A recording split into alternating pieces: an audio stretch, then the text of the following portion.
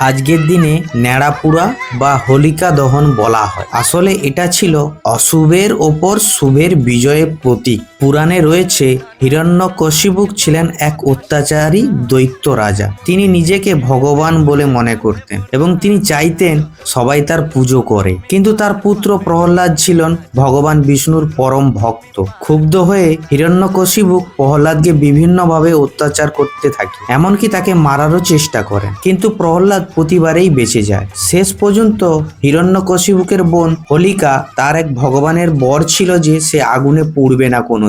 একদিন প্রহ্লাদকে কোলে করে আগুনে প্রবেশ করেন হোলিকা। তখন হোলিকার যে ভগবানের দেওয়া বর তখন আর কাজে আসে না, তিনি নিজেই পুড়ে ছাই হয়ে যান। সেখানেও প্রহ্লাদ বেঁচে যায়। তাই এই ঘটনাকে আমরা স্মরণ করে হোলিকা দহন বা নেড়াপুরো বলে থাকি।